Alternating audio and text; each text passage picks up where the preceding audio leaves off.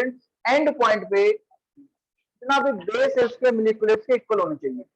For example अगर मैंने 3 acids लिए और उसको एक ही बेस से न्यूट्रलाइज किया तो सारे जितने भी एसिड्स लिए हैं उनके मोलिक्यूल्स का समेशन जितने भी बेसिस लिए उनके मोलिक्यूल्स के समेशन के इक्वल आएगा। That is at end point molecules of acid will be equal to molecules of base. क्या ऐसा क्यों होगा? लॉ ऑफ केमिकल इक्विवेलेंस पढ़ा था पिछली क्लास में, तो इसमें ऐसी क्या दिक्कत है कि ऐसा क्यों होगा? ये तो नॉर्मल है ना।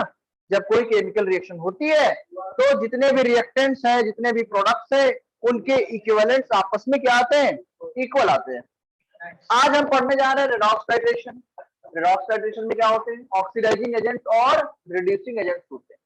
अगर एक ऑक्सीडाइजिंग एजेंट को एक रिड्यूसिंग एजेंट के साथ टाइट्रेशन किया जाता है ना, तो हम क्या लिखेंगे? At the end point, that is eight the completion of reaction. जिस समय हमने रिएक्शन को कंप्लीट किया है, जहां तक मैंने रिएक्शन को कैरी आउट कराया है, उस समय तक जितने भी रिएक्टेंट्स के मिली इक्विवेलेंट्स आपस में क्या किए होंगे? रिएक्ट, वो सारे आपस में इक्वल होंगे। यहाँ रिएक्टेंट कौन है? ऑक्सीडाइजिंग एजेंट्स, और ऑक्सीडाइजिंग एजेंट्स के साथ में रिड्यूसिंग एजेंट्स। तो हम क्या लिखेंगे? एट एंड पॉइंट और at the completion of reaction milli equivalents of oxidising agent will be equal to milli equivalent of reducing agent. कभी कभी ऐसा होगा कि ऑक्सीडाइजिंग एजेंट हमारे एक से ज्यादा है या रिड्यूसिंग एजेंट हमारे एक से ज्यादा है, तो ऑक्सीडाइजिंग एजेंट्स का काम क्या है? रिड्यूसिंग एजेंट का रिएक्शन करना। तो combined milli equivalents of oxidising agents will be equal to what? Combined milli equivalents of reducing agents. हम ऐसा भी लिख सकते हैं अगर एक ही सॉल्यूशन में ये काम एक साथ हो रहा है। फॉर एग्जांपल अगर सबसे स्टार्टिंग करूं मैं, हाँ, वो प्रोडक्ट फॉर्म होगा। मिली इक्विवेलेंट जो है वो क्या होंगे? प्रोडक्ट में चेंज हो जाएंगे। That is different thing. अगर मैं लिखता हूं KMnO4 और ये Fe+2 के साथ रिएक्शन कर रहा है एसिडिक मीडियम में, तो बताओ क्या क्या प्रोडक्ट बनेंगे जिनमें ऑक्सीडाइजिंग एजेंट और रिड्यूसिंग एजेंट के काउंटर प्रोडक्ट के बारे में पूछ रहा हूँ, जिसमें ऑक्सीडेशन नंबर में क्या हो रहा है? चेंज। तो Mn सर किसमें चेंज होता है? Mn+7 से +2 जाएगा। Very good. Fe किसमें जाएगा? +3। करेक्ट। तो this is the reaction which showing the reactants and products. हमें सिर्फ इतने ही का काम है। बताओ KMnO4 एसिडिक मीडियम में किसमें कन्वर्ट होता है? Mn+2 में। Fe+2 एसिडिक मीडियम में किसमें कन्वर्ट होता है? Fe+3 में। KMnO4 क्या है? Oxidising agent. What is this? Oxidising agent. Fe+2 क्या है? यहाँ पे बोलो, जल्दी बोलो भाई। Reducing agent. तो जिस समय ये रिएक्शन कंप्लीट हो गई, जिस टाइम पे ये रिएक्शन क्या हो गई? एंड पॉइंट को पहुंच गई, वहां पे हम क्या लिखेंगे? एट द एंड पॉइंट और at the completion of reaction. ठीक है, जब रिएक्शन क्या हो चुकी है? कंप्लीट, तो हम क्या लिखेंगे? Milli equivalent of oxidising agent will be equal to what? Milli equivalent of reducing agent. यहाँ पे ऑक्सीडाइजिंग एजेंट क्या है? KMnO4। क्या है यहाँ पे? KMnO4। तो हम लिखेंगे milli equivalents of KMnO4 will be equal to what? Milli equivalents of Fe+2। Milli equivalents of Fe+2। ये इक्वेशन से हम क्वेश्चन को सॉल्व कर सकते हैं। कैसे? अगर KMnO4 की नॉर्मेलिटी गिवन है, KMnO4 का वॉल्यूम गिवन है, तो उसके मिली इक्विवेलेंट्स कितने होंगे? नॉर्मेलिटी इनटू वॉल्यूम इन ml। तो मिली इक्विवेलेंट्स आ जाएंगे, क्योंकि हमने पता किया था कि मिली इक्विवेलेंट्स क्या होते हैं? नॉर्मेलिटी इनटू वॉल्यूम इन ml। लेकिन अगर लेट्स से कि मिली इक्विवेलेंट्स ड्राई फॉर्म में दिए, किस फॉर्म में दिए हैं? Dry form. तो इक्विवेलेंट का फॉर्मूला क्या होता है? Weight upon equivalent weight. क्या होता है? Weight upon equivalent wait. तो यहीं पे बताओ मिली इक्विवेलेंट्स कितने हो जाएंगे इसमें? बताओ, ये तो इक्विवेलेंट्स है, और एक इक्विवेलेंट में कितने मिली इक्विवेलेंट्स होते हैं? इनटू 1000। तो ये वाला फॉर्मूला कब यूज करना है? जब ड्राई फॉर्म में मास दिया हो। क्या दिया हो? ऑक्सीडाइजिंग या रिड्यूसिंग एजेंट का क्या दिया हो? मास। और ये वाला फॉर्मूला कब यूज करना है? जब नॉर्मेलिटी गिवन हो। क्या गिवन हो? दैट इज सॉल्यूशन के फॉर्म में। It is called weight form. क्या बोलते हैं इसको?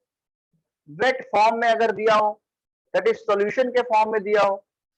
और अगर ड्राई फॉर्म में दिया हो हमारे पास ऑक्सीडाइजिंग या रिड्यूसिंग एजेंट, तो हम क्या यूज करेंगे, ये वाला फॉर्मूला। हाँ होगा ना, लेकिन उसके लिए हमें क्या रिक्वायर्ड है, कितना वॉल्यूम में इसको डिजोल्व किया जाए, कर सकते हो। सर वेट फॉर्म में कौन सा फॉर्मूला यूज करना है? वेट फॉर्म में देखो फॉर्मूले सारे एक ही है, for your convenience it is suggested कि हम डायरेक्ट इसको यूज करें। भाई अगर तुम्हें किसी ने बोला कि W ग्राम सामान को VmL सॉल्यूशन में डाला गया, उसकी नॉर्मेलिटी क्या होगी, तो क्या लिखोगे, W अपॉन E, क्या आ गए, इक्विवेलेंस अपॉन वॉल्यूम इन ml इंटू 1000। क्या यही बनेगा फॉर्मूला? तो इक्विवेलेंस यहां से कितने आ गए, N into V, W upon E into 1000। Actually these both things are the same, W by into 1000 और N into V क्या सेम ही आ रहे हैं ना, N into V क्या आएंगे, मिलीकुलेट, W by N into 1000 भी क्या आएगा, मिलीकुलेट। लेकिन ये जब कब कन्वीनियंट है, when नॉर्मेलिटी और वॉल्यूम और मोलरिटी गिवन हो। ये कब कन्वीनियंट हो, जब वॉल्यूम के बारे में ना लिखा हो, वेट दिया हो, क्या दिया हो, वेट। जैसे मैंने बोला 5 ग्राम KMnO4 पानी में डिजोल्व कर दिया, उस पूरे सॉल्यूशन की रिएक्शन FeSO4 से कराई, तो क्या मैंने कहीं पर KMnO4 के बारे में कुछ वॉल्यूम के बारे में बताया? नहीं, मैंने सिर्फ उसका मास बताया। क्या बताया? तो हम वहां से इक्विवेलेंट कैसे निकालें, that is this formula will be, हाँ मास से डायरेक्ट। अगर लिखा हो कि एक normal that is one normal 50 ml क्या हो, KMnO4, तो हमारे पास नॉर्मेलिटी गिवन है और वॉल्यूम, कितने मिली इक्विवेलेंट्स हो गए उसमें, N इंटू V। ये समझा कि नहीं? ये जो रिएक्शन कराएंगे तो कौन रिएक्ट कर रहा है किससे, KMnO4 Fe+2 से रिएक्शन कर रहा है। कैसे पता करते कोई भी रिएक्शन रेडॉक्स है कि नहीं, ये तो तुम्हें रटी हुई है, पता है। Mn+7 से +2 में गया, तो यहाँ पे Mn का क्या हुआ, रिडक्शन, इसीलिए तो वो क्या है, ऑक्सीडाइजिंग एजेंट, क्योंकि वो किसको ऑक्सीडाइज करता है, Fe+2 को Fe+3। अब दिक्कत ये आएगी, जो मिली इक्विवेलेंट्स KMnO4 के हैं, इसको निकालने के हमारे पास दो तरीके हो गए, W by E इंटू 1000 वाला और NV। लेकिन मान लो अगर मैं इसको निकाल रहा हूं और इसकी नॉर्मेलिटी हमें दी है N1 और वॉल्यूम दिया है V1 ml, Fe+2 दिया है N2 और इसका वॉल्यूम दिया है V2 ml, मतलब इसकी नॉर्मेलिटी कितनी दी है, N1, इसका वॉल्यूम कितना दिया है, V1, इसके बारे में N2 और V2 दिया है। ये तो तब यूज कर पाओगे जब नॉर्मेलिटी ऑलरेडी गिवन हो। फॉर एग्जाम्पल नॉर्मेलिटी नहीं पता हो, मोलरिटी पता हो, तो मोलरिटी को नॉर्मेलिटी में कैसे चेंज करते हैं, कौन बताएगा? Very good, NF into N से चेंज करते हैं। कैसे चेंज करते हैं, NF इंटू N। अगर नॉर्मेलिटी पता करनी हो, मोलरिटी पता हो, तो क्या करते हैं, दैट इज द फॉर्मूला। मतलब जितना हमने पढ़ा है वो सारा यहाँ पे यूज होने वाला है। क्यों? बिकॉज एन फैक्टर पिक्चर में आ गया। इसका एन फैक्टर कितना है, बोलो वेदांत, इसका एन फैक्टर कितना है, वेरी गुड। ये एन फैक्टर निकालने में कोई प्रॉब्लम? क्या होता है N factor, change in oxidation number per molecule. What is this, change in oxidation number per molecule.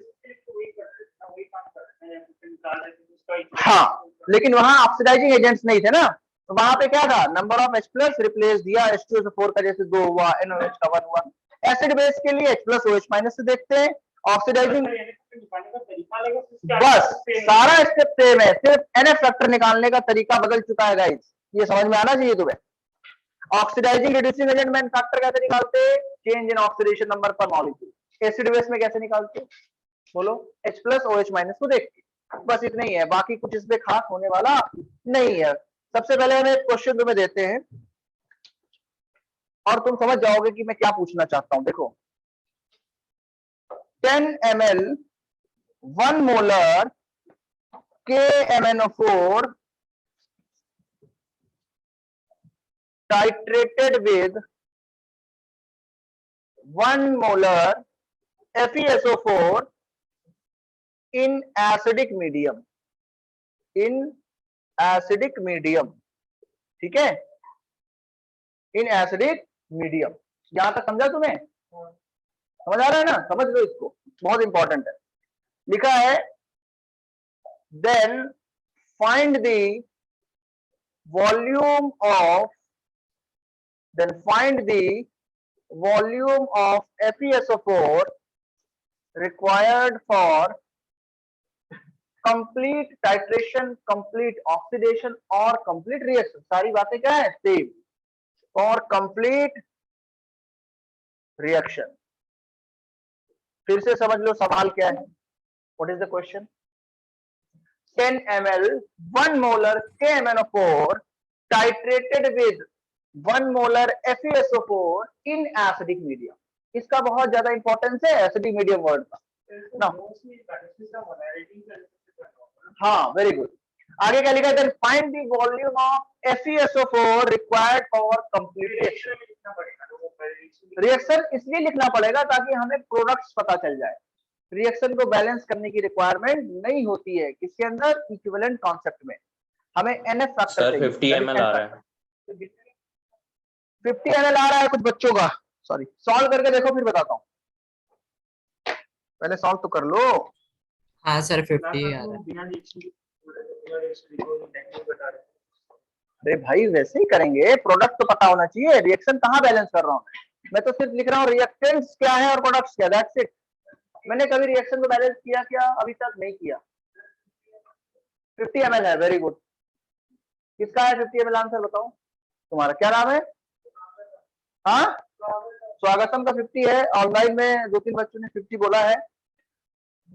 Answer आना चाहिए 50, सबका आ रहा है, that means it will be correct. Check करेंगे इसको भी।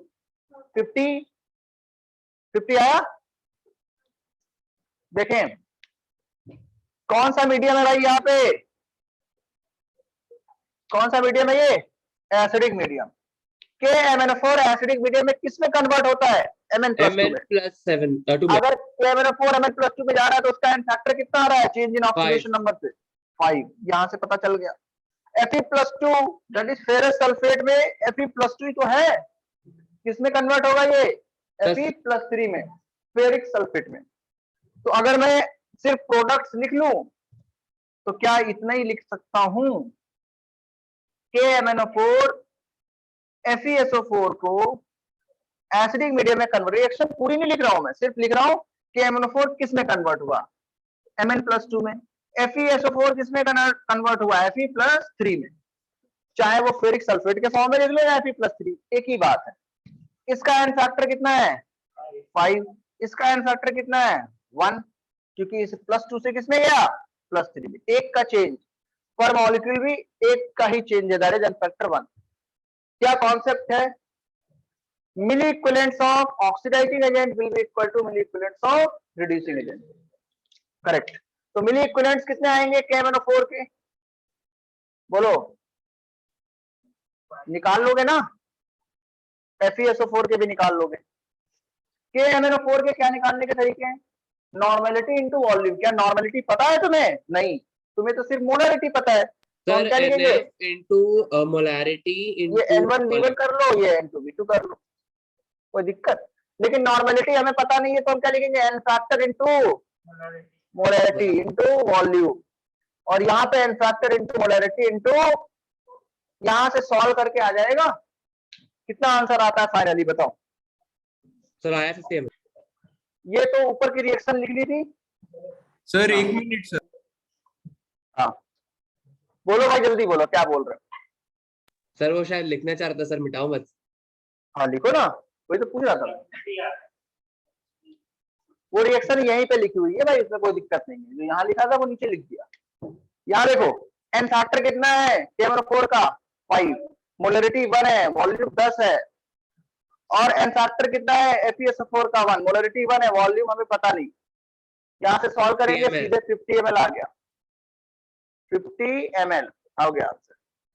कितना लगा हमारे पास FeSO4 10 ml, KMnO4 कितना लगा उसके लिए, सॉरी 10 ml KMnO4 और FeSO4 कितना लगा 50 ml। तो हमें समझ में आना चाहिए कि KMnO4 का एन फैक्टर बड़ा है तो उसका 10 ml ही काम कर रहा है, जबकि सेम मोलरिटी पे, मोलरिटी देखो सेम थी ना, FeSO4 कितना लेना पड़ा हमें 50 ml। तो NF फैक्टर जो है वो डिसाइड करता है कि कितना ml या कितना अमाउंट लगेगा। जिस भी ऑक्सीडाइजिंग या रिड्यूसिंग एजेंट का एन फैक्टर ज्यादा होता है तो गिवन अमाउंट में उसके इक्विवेलेंट्स बहुत ज्यादा होते हैं।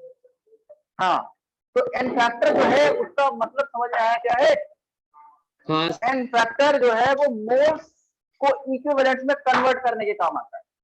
अगर मैंने KMnO4 का कितना लिया 1 मोल, तो एसिडिक मीडियम में उसमें कितने इक्विवेलेंट्स आएंगे 1 मोल में?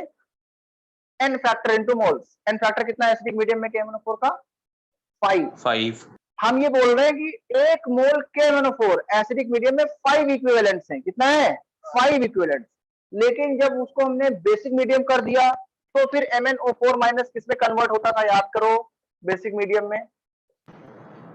MnO4 2 MnO2 minus. इसका n फैक्टर कितना हो गया? सिर्फ 1। अगर बेसिक मीडियम है तो 1 मोल KMnO4 एक ही इक्विवेलेंट है। कितना इक्विवेलेंट है? सिर्फ एक। और अगर न्यूट्रल मीडियम है तो MnO2 में जाता है, तो n फैक्टर कितना होता है? 3। मतलब हमारे पास अगर 1 मोल KMnO4 हो तो एसिडिक मीडियम में 5 इक्विवेलेंट का काम करेगा, बेसिक मीडियम में सिर्फ एक इक्विवेलेंट का काम करेगा, और न्यूट्रल मीडियम में 3 इक्विवेलेंट का काम करेगा। सो NF फैक्टर जो है ये डिसाइड कर रहा है कि अलग अलग जगहों पे क्या इक्विवेलेंट्स उसके आते हैं। इसको नोट कर लिया हो तो आगे बढ़े, जल्दी बताओ। कहीं हाँ ऑनलाइन वाले भी बच्चे बताएं। अभी लिख लिया सर। क्वेश्चन को थोड़ा टफ करिया जाएगा, ठीक है? हटा दूं इसको? हाँ सर। बहुत ही सिंपल क्वेश्चन से हमने शुरुआत करी है, ठीक है? तो आई होप ये सबको समझ में आ रहा है।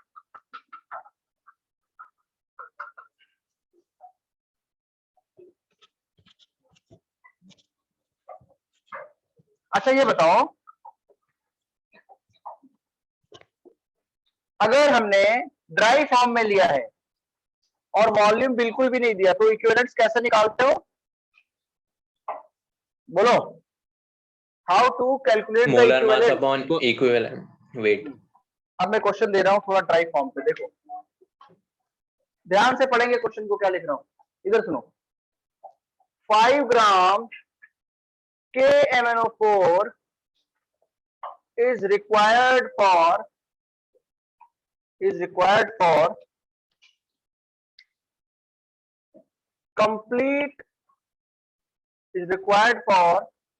complete oxidation of 100 ml ferrous oxalate. 100 ml what? Ferrous oxalate in acidic medium. कैसे मीडियम में? बोलो बच्चों, एसिडिक मीडियम।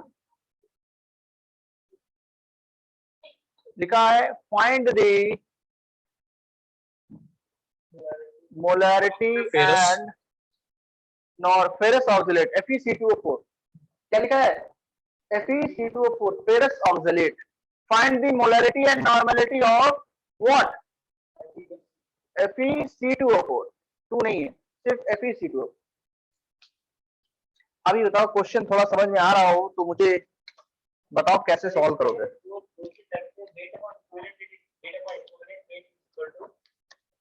सर हम इक्विवेलेंट्स को मोल्स इनटू NF भी लिख सकते हैं ना? क्या लिख सकते हैं? इक्विवेलेंट्स को हम लोग मोल इनटू NF भी लिख सकते हैं ना? इक्विवेलेंट्स को क्या लिख सकते हैं? Moles into NF। हाँ वो तो होता ही है। इक्विवेलेंट क्या होता है? Moles into n factor. जल्दी सॉल्व करें भाई, मेरे पास ज्यादा टाइम नहीं है और भी आगे काम कराना है मुझे। मैं लिख देता हूं जो तुम लोग ने कंसर्न्स बताए वो मैं लिख देता हूं। मिली इक्विवेलेंट्स क्या होंगे? n फैक्टर इनटू मिलीमोल्स, या इक्विवेलेंट्स क्या होंगे? n factor into moles. Normality क्या होगी? n factor into moles. Equivalents निकालने का एक और तरीका क्या है? W/E। मिली इक्विवेलेंट्स निकालने का एक और तरीका क्या है? 1000। सब कुछ तो तुम्हें पता ही है, काफी बार ये डिस्कस हो चुका है पहले भी।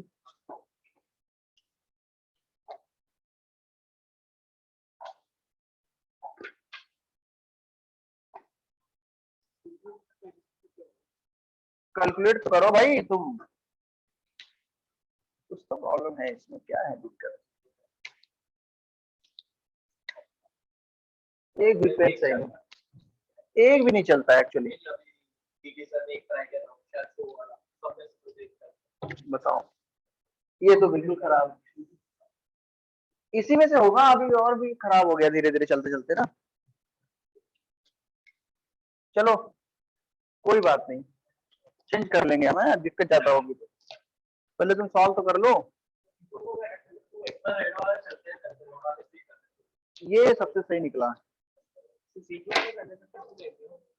हाँ ये भी सही है, बट रेड वाले में प्रॉब्लम आती बच्चों को। हाँ बोलो। वेरी गुड, C2O4 का फैक्टर 2 आएगा, लेकिन उसमें फेरस भी लगा है, दोनों ही ऑक्सीडाइज हो रहे हैं। फेरस ऑक्सिलेट में Fe+2 Fe+3 में जाएगा, और ऑक्सिलेट वाला कार्बन CO2 में जाएगा। So both the atoms are going to oxidize. What will be the total NF factor? बताओ तुम बच्चे, तुम्हारा क्या नाम है? बर्थडे बॉय बोलो। श्रेष्ठ। ओके बताओ। वेरी गुड, कितना होगा? 3। हाँ, हमें थोड़ा सा याद रखना है कि KMnO4 एसिडिक मीडियम में FeC2O4 that is ferrous oxalate को किसमें कन्वर्ट करेगा? खुद तो रिड्यूस होगा Mn+2 में, Fe को करेगा Fe+3 के अंदर, और C2O4-2 में जो कार्बन है उन सबको किसमें करेगा? +4 वाले कार्बन। बस हो गया तुम्हारा क्वेश्चन। अभी बताओ सॉल्व करके आंसर क्या आएगा? 1 मिनट तुम लोग करो। हेलो। हाँ हाँ, नहीं वो दे दीजिए, वही गार्ड को दे दीजिए। है ना, दे दिया? अच्छा हाँ, अभी आपको कोड बताता हूँ। 7723 को डाल दीजिए, एक ही पकड़ है ना, बाकी को दे दिया तो ऊपर झोले में रख दीजिए अगर छोटा हो। हाँ उसमें रख दीजिए ना, नहीं तो गार्ड नीचे बैठे उनको दे दीजिए, पाल साहब को। चलिए 7723 डाल दीजिए, ठीक है। ओके चल।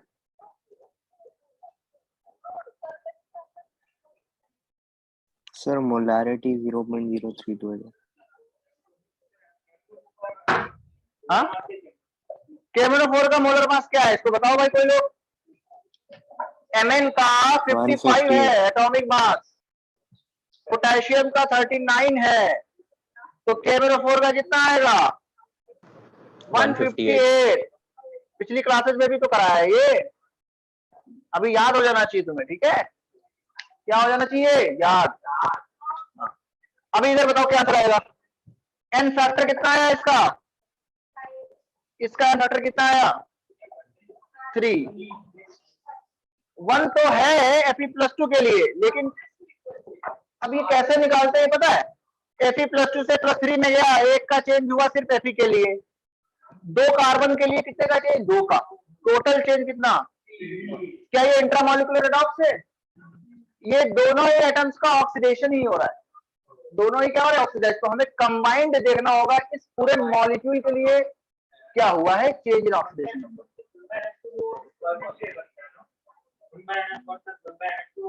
ओके हाँ करेक्ट। मुझे बताओ मैं कौन ऑक्सीडाइजिंग एजेंट है? KMnO4। Which one is reducing agent? FeC2O4। बाकी तो इसमें कुछ नहीं है, तो लिखेंगे मिलिक्युलेट्स ऑफ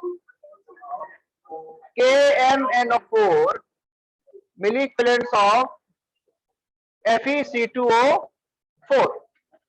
इसके मिलिक्युलेट्स निकालने का तरीका कोई बताएगा मुझे? What is the way to? कृत बताओ इसमें क्या आएगा, कैसे निकालेंगे मिलिक्युलेट्स ऑफ KMnO4? सर इसको 5 into 5 by 158 कर देंगे। वॉल्यूम है बच्चा, तो वो तो इक्वल है। मिलीमोल्स कैसे बताओ तो थोड़ा आराम से बताओ। Weight upon equivalent weight into 1000 भी कर देंगे ना, क्योंकि ये मिली लिखा हुआ है। अच्छा मिलिक्युलेट्स ऑफ FeC2O4 कैसे आएंगे? ये वेट फॉर्म में दिया है, किस फॉर्म में दिया है? सॉल्यूशन के फॉर्म में। तो नॉर्मेलिटी इनटू वॉल्यूम कितना है इसका? 100 ml। क्योंकि हमें इसकी मोलरिटी और नॉर्मेलिटी दोनों फाइंड करनी है, तो यही अननोन हो गया। कितना वेट दिया हुआ KMnO4 का? कितना इक्विवेलेंट वेट होगा? 158 molar mass divided by factor.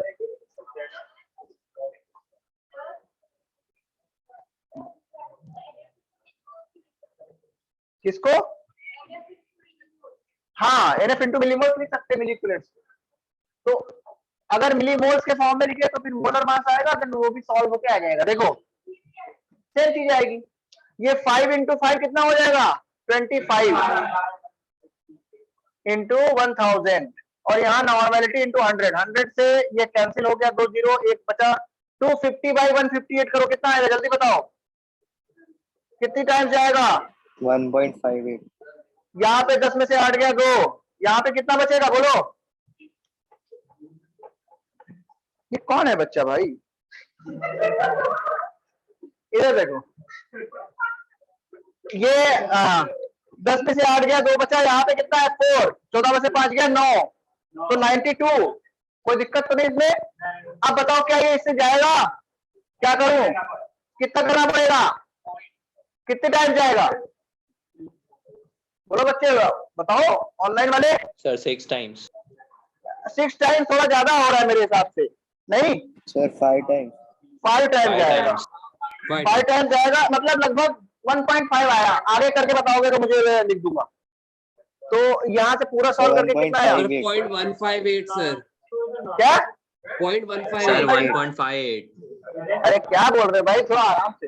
1.58 बोल रहे हैं हाँ नहीं, वो एक बच्चा 0.58 बोल रहा था सर। वन, सर, वो पागल है, उसका मत सुनो। पागल नहीं है कोई भी, मैंने 1000 से मल्टीप्लाई नहीं किया सर। कोई बात नहीं भाई, वो तुम्हारे जो है नॉर्मलिटी करने के लिए हमें इक्विवेलेंट्स को मिली इक्विवेलेंट्स, नहीं देखो सुनो इधर मिली इक्विवेलेंट्स होंगे तभी तो बराबर करोगे। ये तो सिर्फ क्या हुए इक्विवेलेंट्स, इक्विवेलेंट्स को मिली इक्विवेलेंट्स के बराबर कैसे कर सकते हो? इक्विवेलेंट्स को मिली इक्विवेलेंट, इधर सुनो, इक्विवेलेंट्स को मिली इक्विवेलेंट्स में कन्वर्ट करना होगा। एक इक्विवेलेंट में कितने मिली इक्विवेलेंट होंगे बताओ तो? एक इक्विवेलेंट में कितने मिली इक्विवेलेंट? आराम से बताओ सोच के। एक इक्विवेलेंट में हाँ 1000, ठीक है। मिली मतलब क्या होता है 10⁻³ तो एक कोई भी चीज अगर 1 फैक्टर कुछ है 1 यूनिट है तो उसमें 1000 मिली यूनिट्स होंगे। That is a simple thing, याद रखें। अभी सॉल्व हो गया तो मोलैरिटी बताओ कितनी आएगी? मोलैरिटी कितनी आएगी बताओ? तो n divided by n factor, तो 1.58 डिवाइडेड बाय n फैक्टर कितना है FeC2O4 का 3, तो यहां से सॉल्व करें तो कितना आया 0.5 और फिर 2, फिर कितना बचा 20, 0.526 मोलर के आसपास आ रहा है। तो क्या समझ में आया? अगर फेरस ऑक्सीलेट जैसा कोई सब्सटेंस दिया है जिसमें 2 एलिमेंट का ऑक्सीडेशन हो रहा है तो हमें टोटल एन फैक्टर करने के लिए क्या करना होगा? Total change in oxidation number per molecule. जो एन फैक्टर की डेफिनेशन है वो चेंज नहीं होती, क्या है वो? Change in oxidation number per molecule. अगर 2-3 एलिमेंट है तो सबका कंबाइंड हम देखेंगे change in oxidation number per molecule. Very good, जिसने ये कर लिया है वेरी गुड, जिसने नहीं किया एक बार इसको देख लें, कहीं पे डाउट है पूछो, नोट करो, फिर मुझे बताओ हो जाए। तुमको समझ में आया? सबसे जो पीछे बैठा हुआ ये तो हाँ आराम से, तो रिकॉर्डिंग हो रहा है सब कुछ जो तुम करते हो, तो धीरे धीरे करो। हाँ बोलो, समझ में आया? क्या आंसर आया तुम्हारा? आंसर क्या है बच्चे बताओ, तेज बोलो ना। आंसर आए? आ रहा है, ओके।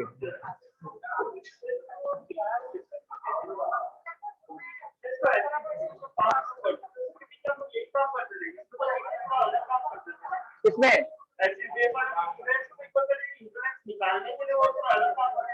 नहीं, उसमें एनवी से काम चल जाता, फिर एनवी से मिलिकुलेट, हाँ नॉर्मलिटी टू वॉल्यूम। मेरी बात ध्यान सुनो, किसी को एन फैक्टर निकालने प्रॉब्लम आई नहीं? क्या नया चीज सीखा कि अगर ड्राई फॉर्म में दिया है तो वेट अपॉन इक्विवेलेंट वेट से हम निकालेंगे। मेरी बात ध्यान सुनो, सिर्फ काफी सारी चीजें तुम्हारे सीखने के लिए हैं। बताओ क्या ये दिया गया था KMnO4 का सॉल्यूशन जो बनाया उसका वॉल्यूम क्या है? क्या वो रिक्वायर्ड था? नहीं, क्योंकि 5 ग्राम जो हमारे पास KMnO4 है ना उसके अंदर इक्विवेलेंट जो है एसिडिक मीडियम में कन्वर्ज है। ऐसा नहीं है कि हम वो चेंज कर सकते हैं। जो 5 ग्राम के अंदर KMnO4 के मिली इक्विवेलेंट से इक्विवेलेंट्स आएंगे वो वॉल्यूम पे डिपेंड नहीं करते। अगर मैं वॉल्यूम को कम ज्यादा करूंगा, मान लो मैंने 5 ग्राम 100 ml में डिजोल्व किया होता तो कुछ अलग नॉर्मेलिटी आती। अगर मैंने यही 5 ग्राम 50 ml में डिजोल्व किए होते तो नॉर्मेलिटी कुछ अलग आती। नॉर्मेलिटी जो होती है वो क्या होता है, equivalence upon volume. Equivalence constant हो गए क्योंकि प्रोसेस क्या है, कांस्टेंट। क्या प्रोसेस है, KMnO4 किस में कन्वर्ट हो रहा है, Mn+2 में। तो n फैक्टर कांस्टेंट, वेट हमारा पहले से कांस्टेंट, तो इक्विवेलेंस क्या है, कांस्टेंट। अभी बदलेगा क्या, सिर्फ n और v। अगर v बढ़ाओगे तो नॉर्मेलिटी कम होगी, लेकिन इक्विवेलेंस को कोई फर्क नहीं पड़ेगा। इसीलिए यहाँ वॉल्यूम की कोई रिक्वायर्ड नहीं है। अगर मुझे 100 ml देगा तब भी मेरे इक्विवेलेंट सेम आएंगे, 500 ml देगा तब भी इक्विवेलेंट सेम आएंगे। वॉल्यूम बढ़ाने पे नॉर्मेलिटी बस क्या हो जाएगी, कम, क्योंकि नॉर्मेलिटी क्या है, कंसंट्रेशन का एक टर्म है। सबने अगर ये कर लिया तो आगे बढ़ते हैं।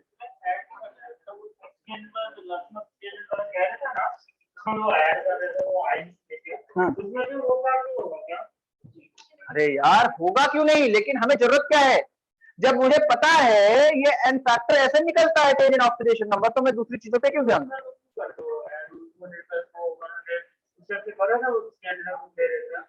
अरे मिक्स मत करो, उसमें हम मिक्स कर रहे थे क्योंकि वो एसिड है ना, एसिड को मिक्स कर सकते हैं। बताओ एसिड में एक्टिव पार्ट क्या होता है, इधर बताओ तुम, क्या नाम है तुम्हारा? कोई भी एसिड में जो एक्टिव पार्ट होता है वो क्या होता है, एसिड का नाम एसिड क्यों है, ऐसा उससे क्या खास है, बताओ। What is the identity of an acid? Tell me. H+. उसमें इसीलिए मिक्स करते थे, मैं HCl लूं, H2SO4 लूं, मैं कुछ भी लूं, उसमें क्या होना चाहिए, हाँ वो प्रोटिक एसिड होना चाहिए, H+ देने वाला आर्नियस एसिड, तो मैं उसको ले सकता हूँ। H+ वो दे रहा है तो मैं उसको मिक्स करूंगा, फिर बेस से रिएक्शन मैंने कराई, तो उससे क्या है, OH- को क्या दिख रहा है, सिर्फ H+, वो HCl से आ रहा है, H2SO4 से आ रहा है, इससे फर्क नहीं पड़ता।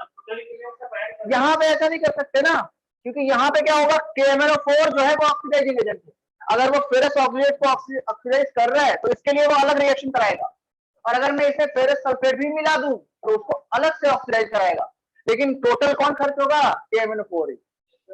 तो हम यहाँ पे भी ये कॉन्सेप्ट लगाएंगे क्या, कि अगर एक ऑक्सीडाइजिंग एजेंट,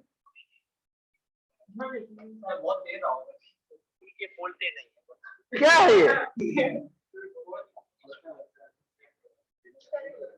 ये YouTube प्रीमियम पीछे चलता रहता है, पता नहीं कैसे खुल गया। सुनो, YouTube चल रहा था एक्चुअली, हाँ नहीं वो डिबेट कुछ होगा, पता नहीं है। हाँ यहाँ पे भी इक्विवेलेंट ऐड हो गए। सुनो मेरी बात, ऑनलाइन वाले बच्चे क्या है, समझ पा रहे हो, अगर एक ऑक्सीडाइजिंग एजेंट है और रिड्यूसिंग एजेंट एक या एक से ज्यादा है, that is more than one, तो ये जो ऑक्सीडाइजिंग एजेंट के मिली इक्विवेलेंट्स होंगे वो किसके इक्वल होंगे, combined milli equivalents of reducing agent. ये ऑक्सीडाइजिंग एजेंट उन दोनों ही रिड्यूसिंग एजेंट्स को ऑक्सीडाइज कर देगा। हाँ करेक्ट, ठीक है, अब आगे बढ़ते हैं, ध्यान से सुनो, बहुत ज्यादा इंपॉर्टेंट है ये, ठीक है।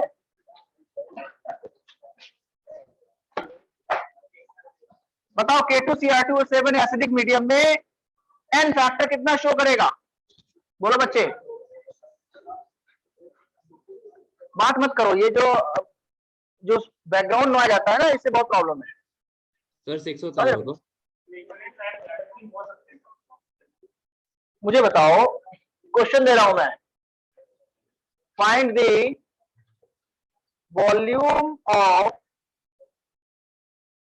मैं क्वेश्चन जो दे रहा हूं ना वो बहुत ही इंपॉर्टेंट है, KMnO4 रिक्वायर्ड, ये KMnO4 की मोलरिटी दे रहा हूं, 1 मोलर, कितनी मोलरिटी है, 1 मोलर, रिक्वायर्ड फॉर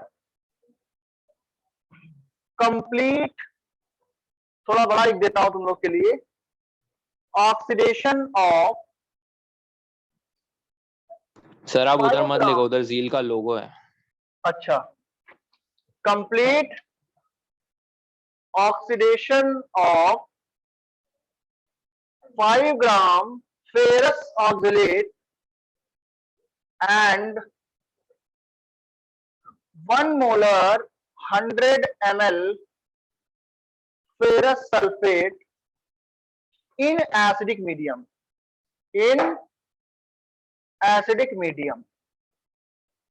क्या क्वेश्चन है, फिर से पढ़ के बताओ मुझे, क्या लिखा है, find the volume of KMnO4, कितना कंसंट्रेशन था, 1 molar required for complete oxidation of 5 gram ferrous oxalate and 1 molar 100 ml ferrous sulfate. बंद करो। हाँ बोलो बोलो। यहाँ पे तो कैसे बंद होगा, इसमें तो है ही नहीं कुछ।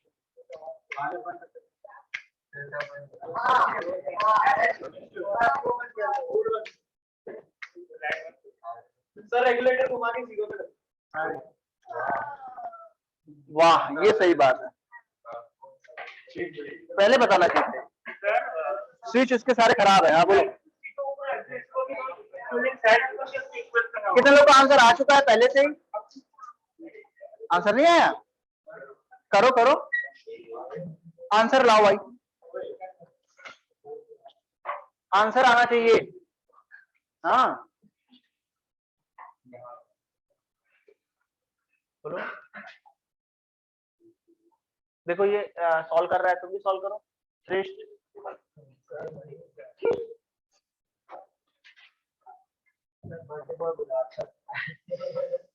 हाँ वो भी अच्छा है, श्रेष्ठ भी अच्छा ही है ना। श्रेष्ठ ठीक है।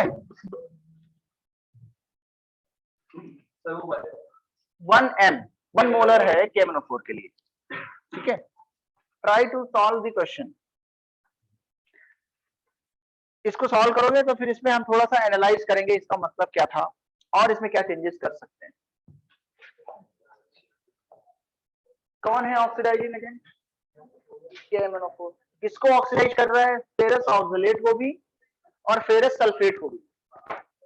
कैसे पता चला कि यहाँ पे फेरस है या फेरिक है, कैसे पता चलता है? ऑक्सलेट पे कितना चार्ज होता है? -2, तो Fe पे कितना होगा काउंटर में? Fe+2, और +2 वाला Fe क्या बोलते हैं? फेरस। तो आयंस के थोड़े से नाम याद रखने चाहिए तुम्हें। इसका नाम क्या है? ऑक्सलेट आयन, ऑक्सैलिक एसिड से आया है। इस तरीके से सल्फेट तो याद ही है, पहले ही बताया है मैंने। सल्फाइट में क्या होगा? SO3 2-। सर 20.0 समथिंग आ रहा। Okay 20.0 something, good. और बाकी लोग बताएं। H2O3 2- क्या होगा? थायोसल्फेट। थायोसल्फेट। इसके बाद में हम लिख सकते हैं NO3- नाइट्रेट नाइट्रेट। और NO2- नाइट्राइट। इसी तरीके से फॉस्फेट्स और हाइपोफॉस्फेट में तो बहुत सारे तरीके बताए थे हमने। H3PO4 जो है उसके अंदर 3 रिप्लेसेबल H हैं, ठीक है। H3PO4 में 3 रिप्लेसेबल H है ना, तो पहला H निकलता है तो उसका एक क्या बनता है? कंजुगेट बेस, फिर दूसरा, फिर तीसरा। तो हमारे पास hydrogen phosphate, dihydrogen phosphate, phosphate ion आता है। इस तरीके से H3PO3 जो है उसका नाम क्या है? Phosphorous acid. उसमें फॉस्फाइट बनेगा। क्या बनेगा? Phosphite ion. तो उसमें एक बनेगा हमारे पास HPO3। जब बनाएंगे तो उस पर 2- एक H निकालेंगे। ऐसे मतलब मैंने ये सिखाया है कि एसिडिक H अगर है तो कितना निकाल सकते हो। उस पर फिर से कभी बात करेंगे, पिछली क्लासेस में वो कवर भी किया था। H3PO4, सर H3PO3 और H3PO4। 40.8 आ रहा है। एक बच्चे का आ रहा है 40.8, एक का आ रहा है 20.06। ऐसे ही आ रहे हैं अभी आंसर। कौन सा करेक्ट है बताओ जल्दी दोनों में से। हाँ ट्राई करो। सर 0.02 था सर, 6 नहीं। पॉइंट सर 0.02 पर था सर। 0.02। हाँ सर। ओके लिख दिया मैंने जो सर तुम लोगों मुझे ने। भी 20.02 आ रहा है। Okay okay correct correct. स्वागतम ने भी जो है 20.02 के बारे में बोला है, करेक्ट। बाकी लोग भी आंसर करें जल्दी।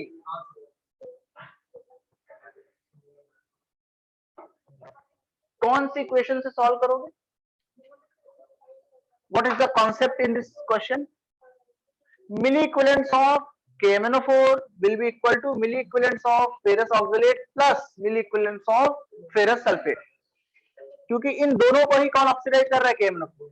तो जितना KMnO4 इक्विवेलेंट्स के फॉर्म में लगेगा वो इक्वल होना चाहिए दोनों ही रिड्यूसिंग एजेंट्स के कंबाइंड इक्विवेलेंट्स के। तो ट्राई टू सॉल्व। पेन और होने चाहिए अच्छे सर वाले यार। 40.8 आ रहा है। 30 40.8 sir. 30.8 ना? Sir 40 sir 40. 40 सर 40.8 बोल रहे हो सर। अच्छा 40.8 सर अभी पे तक आंसर सर लिखा 3 दिया। लोग 20.02 के लिए और 2 लोग 40.8 के लिए। Very good for helping me, ठीक है। 20.02 आपका भी आ रहा है? गुड। तो कई लोगों का 20.02 आ रहा है, बाकी लोग क्यों नहीं बता रहे? जल्दी बताओ। चले यहां देखें, मैं सिर्फ इतना लिखना चाहता हूं कि क्या हो रहा है यहां पे। देखें KMnO4 किस में जा रहा है? बोलो। FeC2O4 को ऑक्सीडाइज कर रहा है। बात मत करो इधर, तुम लोग बात मत करो, ठीक है। बताओ KMnO4 किस में जाएगा? Mn+2। तुम बताओ, श्रेष्ठ के पीछे बैठी हो, क्या नाम है तुम्हारा?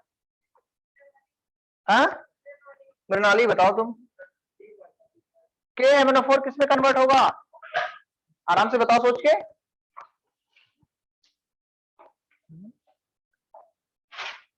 ऐसा क्यों लग रहा है कि तुम लोग इंजीनियरिंग कॉलेज में पढ़ रहे हो, IIT में पढ़ रहे हो क्या? ऐसे तो हम लोग करते थे जैसे तुम कर रहे हो।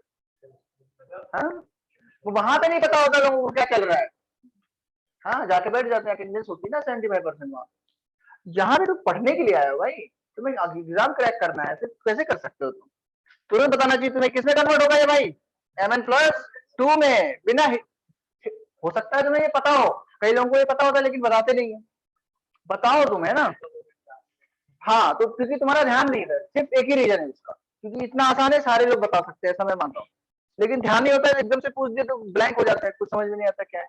ऐसा तब होता है, ये मुझे पहली बार तब लगा जब मैं कॉलेज में गया, उससे पहले मुझे नहीं पता था ऐसा भी होता है क्या। मुझे अभी लग रहा है तुम लोग ऐसा होता है। FeC2O4 किसमें कन्वर्ट होगा बताओ? और C2O4-2 किसमें कन्वर्ट होगा? अब ये तो हमें पता चल गया कि ये कन्वर्जन हो रहे हैं भाई। Mn+7 से किसमें गया +2 में, तो कितना इसका एन फैक्टर आएगा? 5 आएगा N factor, change in oxidation number में 5 एन फैक्टर। फेरस ऑक्सलेट का एन फैक्टर कितना है? 3। वेरी गुड, बहुत अच्छे। इसका एन फैक्टर कितना है? 1। बताओ ये आंसर सबके आए थे? हाँ रियल में ये रिएक्शन एक साथ में नहीं होती है, दो अलग अलग रिएक्शन उसको कंबाइन करके हम एक साथ लिख सकते हैं। लेकिन चूंकि हमें इक्विवेलेंट कॉन्सेप्ट के अंदर रिएक्शन बैलेंस जरूरत ही नहीं है, हमें सिर्फ क्या जरूरत है? उसके एन फैक्टर। बस हमें प्रोडक्ट पता होने चाहिए ताकि हम एन फैक्टर सॉल्व कर पाए। अब हमारा काम हो चुका है, हमें अब क्या लगाना? Equivalent concept. ये क्या है यहाँ पे? Oxidising agent. ये दोनों ही क्या है? Reducing agent. तो दोनों के कंबाइंड मिली इक्विवेलेंट्स इसके मिली इक्विवेलेंट्स के इक्वल होने चाहिए। तो हम क्या लिखेंगे? Milli equivalents of KMnO4 equals to milli equivalents of FeC2O4 plus milli equivalents of FeSO4 ऐसे guess yes sir Correct. FeC2O4 हाँ FeC2O4 FeC2O4 बच्चा, ठीक है। हाँ चलो बताओ क्या करूं? KMnO4 के मिली इक्विवेलेंट कैसे लिखे जाए बताओ क्रिस? हाँ बोलो। अरे भाई रुक तो जाओ तुम, इसको बताने दो। हाँ हाँ सही है। वॉल्यूम ओके ओके, ये तो मिलीमोल्स इनटू मिलीमोल्स हो गया 2 बार, है ना? तो थोड़ा सा समझो, मिली इक्विवेलेंट्स क्या होते हैं? नॉर्मेलिटी इनटू वॉल्यूम, ये होता है। क्या होता है? Normality into volume. लेकिन नॉर्मेलिटी नहीं दी क्या हमें? मोलैरिटी। तो एन की जगह पे क्या लिख सकते हो? एन फैक्टर इनटू मोलैरिटी ना। यही सबसे ज्यादा इंपॉर्टेंट है तुम्हारे लिए, जो यहाँ पे लिखा हुआ है। तो एन फैक्टर कितना है KMnO4 का? बोलो जल्दी से। 5। वॉल्यूम इसका नहीं पता है, यही तो निकालना है। मोलैरिटी 1 है, वॉल्यूम निकाल लेंगे हम लोग सॉल्व करके। ये लिख गया, ठीक है। ये लिख चुके हैं हम KMnO4 के लिए। FeC2O4 के लिए बताओ क्या है? क्या वो वेट फॉर्म में दिया है, ड्राई फॉर्म में? तो कैसे लिखेंगे मिली इक्विवेलेंट से? 5/144 इसका 144 आया होगा, 56 होता है Fe। कितना आएगा? 144। लेकिन sir. इंटू 1000 कितने लोगों ने किया है ना, मिली इक्विवेलेंट्स हैं, क्या है ये, मिली सर इक्विवेलेंट। 144/3 होना चाहिए ना हाँ NF3 सॉरी 144/3, ये तो मैंने भूल गया, n फैक्टर से डिवाइड किया, क्यों, इक्विवेलेंट निकालने के लिए। हाँ सर, कैसे वही निकाले, हाँ, सर। इक्विवेलेंट वेट है ये एक्चुअली, सर 1000 से नहीं मल्टीप्लाई किया, सर वही गलत हो गया। इक्विवेलेंट वेट क्या होगा, molecular weight upon N factor, ये याद रखें, ये पहले से ही पता है तुम्हें। मॉलिक्यूलर वेट कितना है Fe2O4 का 144, एन फैक्टर निकाला हमने, कितना आया 3, यहाँ पे लिख दिया ये weight upon equivalent weight into 1000, कोई बात नहीं। फेरस सल्फेट के लिए बताओ कितना होगा, किस फॉर्म में दिया है, weight form, 1 into 100 into 1 100, N factor भी 1, तो 1 इंटू 1 इंटू ये 1 एन फैक्टर के लिए, ये 1 मोलरिटी के लिए, ये 100 ml के लिए, हो गई इक्वेशन। क्या अननोन है, सिर्फ v, सॉल्व करके निकाल सकते हैं। जल्दी से बताओ मुझे सॉल्व करके कितना आएगा। सर यही सॉल्व किया तो मुझे 40.23 आता 40 है। पॉइंट देखें इधर देखें, यहाँ पे ये जो 3 है ऊपर ले जाओ, इसको कितना आएगा 50 इंटू 1000 डिवाइडेड बाई 144, ये वाला कितना आ रहा है 100, वो 5 पूरे में डिवाइड हो जाएगा कि नहीं हो जाएगा, तो यहाँ पे क्या आएगा, वॉल्यूम इन ml डायरेक्ट, ये 5 से कैंसिल हुआ, कितना हुआ 3000, कितना हुआ 3000, ठीक है, और यहाँ हाँ पे सर, कितना हुआ 40.8 आना चाहिए। 20, तो 20 प्लस करके पूछे तो ये आंसर तो नहीं हो रहा है मेरे हिसाब से, ठीक है। हाँ ये याद रखना है, इसके लिए तो यहाँ पे मैं ध्यान दिला रहा हूँ तुम्हें कि 1000 is very important here. Okay, अब 144 को हमने इसमें क्या करना है, डिवाइड, तो मैं एक जीरो हटा देता हूँ, बाद में मल्टीप्लाई कर लूंगा, 300 से मुझे डिवाइड करना है, कितने टाइम से आ रहा है, डायरेक्ट 2 बार, तो कितना आएगा 8 और 28, कितना बचेगा 2 और में 1, 12 बचा, फिर क्या लगाएंगे डेसिमल, कितनी बार जाएगा 0 बार, फिर 1200 हो जाएगा, फिर कितनी बार जाएगा बताओ 14 मान लो उसको, तो कितने टाइम्स होता है 14, 8 जा कितना होगा 112 कि 102, भाई बताओ 48 जा कितना होता है 112 होता है ना, तो 112 ही इसमें आएगा और सारे गलत हो जाएंगे। तो कितना बढ़िया आंसर दिया बच्चों ने, कितना 20.08, कोई दिक्कत हो तो बताओ। हाँ अभी सॉरी सर मैं तो 100 कुछ और ही, करेंगे सर, उसके यहाँ बाद करना है। जो आंसर लिखा है इसमें थोड़ा सा डेसिमल लगा लो, ये डेसिमल तुम लोगों ने 0 का छोड़ दिया, अगर मैंने कैलकुलेशन रॉन्ग नहीं की है तो 20.8 प्लस 20, अच्छा मैं समझ गया, थोड़ा ज्यादा सर, जल्दी मैंने किया। 40.8 सर आता है, 40.80 तो आ रहा है, सही तो। किसका आंसर सही है, हाँ सही है, प्रियम सही है, राज सही का है, और 40.80 आएगा। किसका सही 40.8, नाम बताओ। सर मुझे 40.8 के आसपास क्या 40.32 आ रहा था। इधर किसी का नहीं आया था 40.8, ओके, किसका आया था भाई बताओ तो मुझे नाम थोड़ा सा दिखाओ। 40.8 किसका आएगा, श्रेयम तुम्हारा आया था ना, यस सर। एक ही आदमी का आया था बस, सर श्रेयम और अर्नव का आया था। अर्नव का भी आया था, ओके। यहाँ पे तुम लोगों ने एक्चुअली सबने सही किया है, सबकी गलती यहीं पे है, 2000 नहीं किया।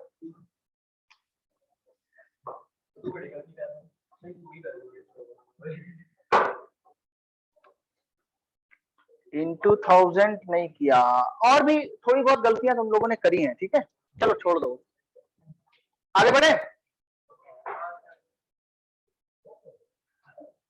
तो क्या हमने किया है, इसके मोलिक्यूलेंट इसके मोलिक्यूलेंट को ऐड किया, इसके मोलिक्यूलेंट्स को ऐड करने के बाद किसके इक्वल करा है, KMnO4 के, सॉल्व हो गया। मुझे ये बताओ, मैं जितना पूछ रहा हूँ वो थोड़ा टफ क्वेश्चन है, टोटल कितना लगा,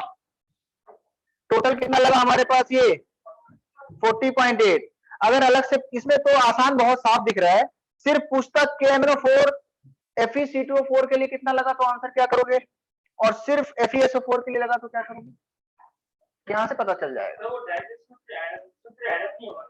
हाँ इंडिविजुअल भी सॉल्व कर सकते हैं, सिर्फ किसके लिए पूछा गया बोलो, FeC2O4 के लिए, तो सिर्फ FeC2O4 के लिए सॉल्व करोगे तो आंसर सिर्फ कौन सा वाला आएगा, इतना, ये एडिशन वाला प्रोडक्ट जो उसमें किया वो नहीं आएगा।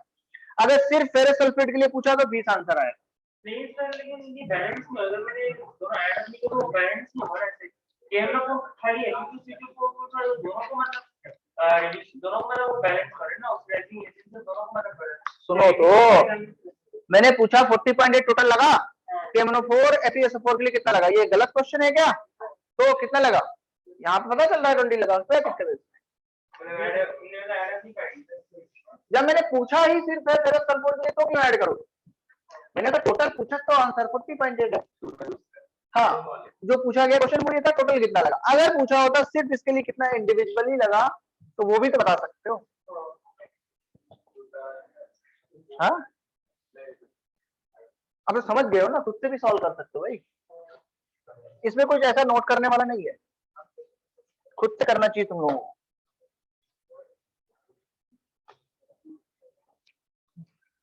मुझे बताओ ये कौन सा लिया था हमने? Acidic medium. अगर यहाँ पे बेसिक मीडियम होता तो फिर कितना लगेगा, कितना वॉल्यूम आएगा? चेंज होगा क्या? नहीं होगा सर। हाँ, अगर बेसिक मीडियम हुआ तो फिर एन फैक्टर कितना हो जाएगा KMnO4 का? 1। मतलब वो लेस एफिशिएंट हो जाएगा। जितना वॉल्यूम यहाँ लग रहा है उसका 5 गुना वॉल्यूम लेना पड़ेगा। कितना लेना पड़ेगा? 40.8 इंटू 5 टाइम्स वॉल्यूम लेना पड़ेगा।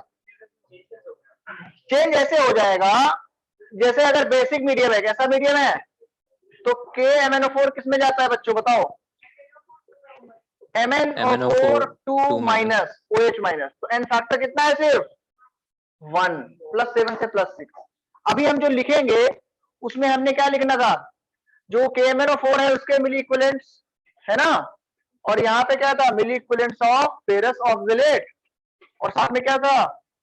मिली इक्विवेलेंट्स ऑफ फेरस सल्फेट। ये तो हमारे पहले से दे रखे, जितना है उतनी वैल्यू आएगी इसकी। चेंज कहाँ हो रहा है? यहाँ पे। कितनी मोलरिटी दी थी हमने इसकी? 1, और वॉल्यूम हमें नहीं पता था, तो ये जो एन फैक्टर इसका है वो अब कितना है? 1। जब 5 था तो जो वॉल्यूम आया था वो हमारा कितना है? 40.8। कब था वो? जब एन फैक्टर कितना था? 5। मतलब डिवाइड करके 40.8 आंसर आया है। सिर्फ 1 होगा तो कितना आंसर आएगा? 5 टाइम्स। तो कितना आएगा? 40.8 का 5 टाइम्स। अगर तुम्हें वैसे नहीं करना है तो पूरा सॉल्व करो, सॉल्व करने पे इतना ही आएगा, सॉल्व करोगे तो इतना आएगा। 1 ले लेना एन फैक्टर। यहाँ पे कैसे सॉल्व किया था? वेट कितना था इसका? 5 ग्राम। 144/3 वो तो उतने रहेगा, और साथ में इंटू 1000 करोगे, प्लस इसके मिलीक्यूलर्स निकालने के लिए क्या किया था? कितना ml लिया था इसका? चेक करके बताओ। 1 into 1 into 100। हाँ, 1 into 1 into 100।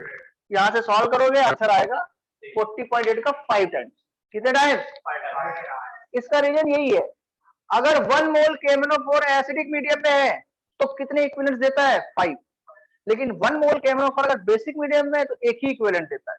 तो बेसिक मीडियम में 1 मोल KMnO4 एक इक्विवेलेंट का काम कर रहा है, एक इक्विवेलेंट का काम कर रहा है। तो अगर 5 इक्विवेलेंट हमें चाहिए तो कितना लेना पड़ेगा? 5 टाइम्स। मतलब 5 टाइम्स लेना पड़ता है किसमें? बेसिक मीडियम, सेम काम कराने के लिए। तो इसको हटा देता हूं। नहीं, उसके लिए प्रोडक्ट में जो हमारा रिड्यूसिंग एजेंट है उसका जो कन्वर्जन हो वो सेम होना चाहिए। जो FeC2O4 है और फेरस सल्फेट है उनके एन फैक्टर बदलने नहीं चाहिए, तब ये लगा सकते हैं। अगर वो भी बदल गए तो फिर ओवरऑल एक नया सवाल हो गया, उसका स्टार्टिंग से सॉल्व करके आ जाएगा। तो आई होप अगर मिक्स करके दिया है तो सर बेसिक मीडियम में रिएक्शन होता है क्या? हाँ, रिएक्शन होता है, ऐसा नहीं कि रिएक्शन नहीं होता है। लेकिन जैसे K2Cr2O7 है उसमें हम क्या लिखते हैं? सिर्फ एसिडिक मीडियम में वो ऑक्सीडाइजिंग एजेंट का काम करता है। तो उसके ऊपर कुछ क्वेश्चन ले लेते हैं। तुम्हें रटना नहीं है, वो क्वेश्चन देख के समझ में आएगा। अगर मैंने बोला बेसिक मीडियम तो क्या एसिडिक से सॉल्व करोगे? तो सॉल्व करके आंसर आएगा। हम सिर्फ उसको कंपेयर कर रहे हैं, कंपेयर कर। अगर वो दोनों पूछे तो मल्टीप्लाइड बाय 5 कर देंगे ना, बेसिक पहले एसिडिक निकाल के इनटू 5 कर देंगे फिर। हाँ, करेक्ट करेक्ट। लेकिन उसके लिए बाकी जो रिएक्शन का सामान है that is ferrous oxalate, ferrous sulphate, उसके अंदर और कोई चेंजेस नहीं होने चाहिए। जैसे यहाँ पे तो चेंज नहीं होते हैं, सेम Fe+2 अगर ऑक्सीडाइज होगा तो किसमें जा सकता है? फिर कोई और चांस है क्या उसके पास? कार्बन +3 वाला किसमें जा सकता है? +4 में। कार्बन का ऑक्सीडेशन नंबर +4 से ज्यादा हो सकता है क्या? तो यहाँ पे कोई और भी चांसेस है ही नहीं। अब देखेंगे आगे। अगर केम का कोई को बचेगा तो एमिलियस को बच जाएगा। हाँ, अब मैं आगे क्वेश्चन दे रहा हूं।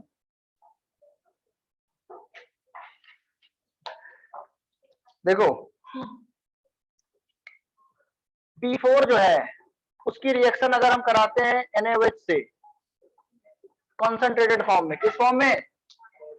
कॉन्सेंट्रेटेड फॉर्म में, तो क्या क्या बनाता है? NaH2PO2 और NaH2PO2।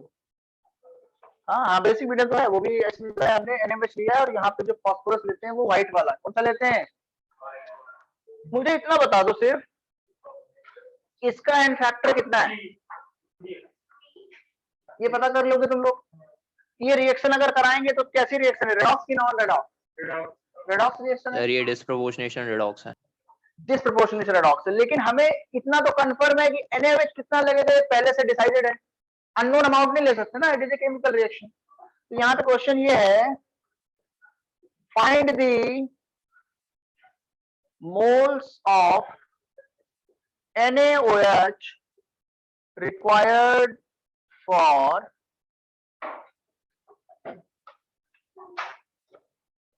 formation of 1 mole PH3 according to above reaction, according to जो ऊपर लिखी है, या according to given reaction। Question exam में ऐसे आ सकते हैं।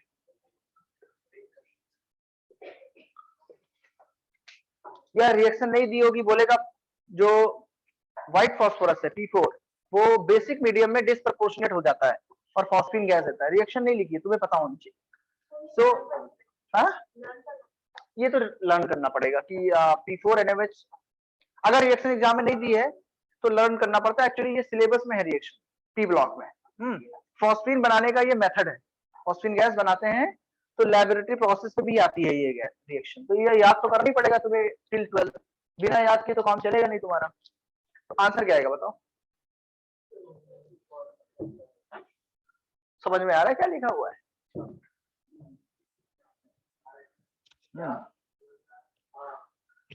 करो करो।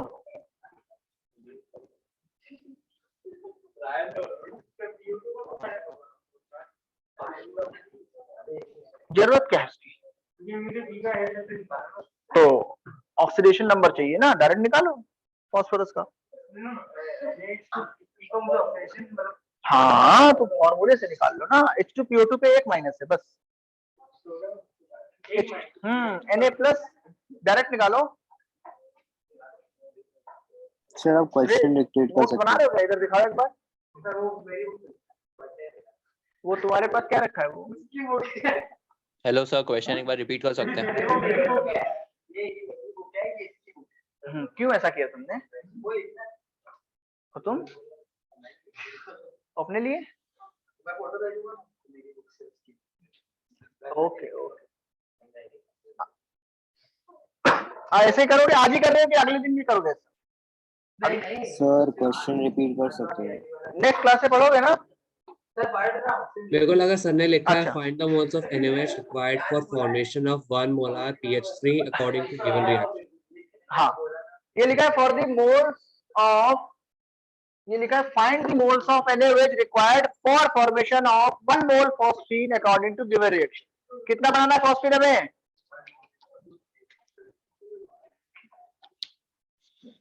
थोड़ा सा इसमें करना पड़ेगा तुम्हें। तुम्हारे पास दो तरीके हैं। एक तरीका है कि रिएक्शन को क्या कर लो, बैलेंस, उसके बाद स्टाइकियोमेट्री आ जाएगी, तुरंत पता चल जाएगा क्या है।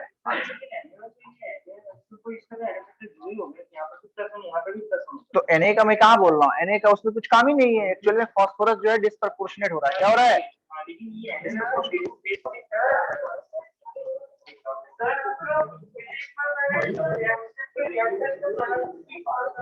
बिल्कुल, सबके आपस में इक्वल होते हैं।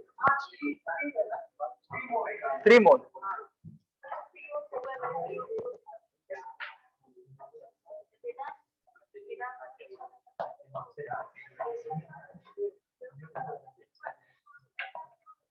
क्या आंसर आया? कितने आंसर दिया उसका करेक्ट?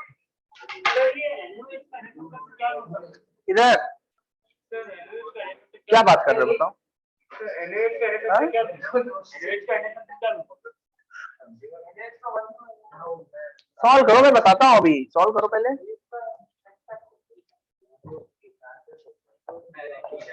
मैं तुम्हें कई तरीके से सॉल्व करके दिखाऊंगा, इधर बस चुपचाप जो है सॉल्व करो पहले।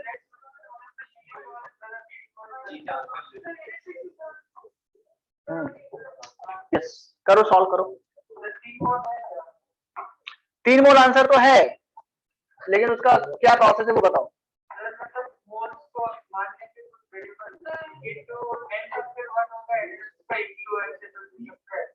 यहाँ पे NaOH actually as a base काम तो कर रहा है, वो तो अलग बात है, क्योंकि इसके अंदर जो एसिड बना पहले वो H3PO2 बना और उसमें इसने काम किया, लेकिन ये एज ए मीडियम भी काम कर रहा है।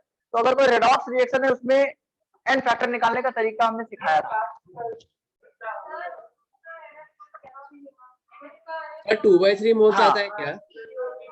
इसमें ये बताओ पर फास्फोरस कितने इलेक्ट्रॉन्स का ट्रांसफर हो रहा है?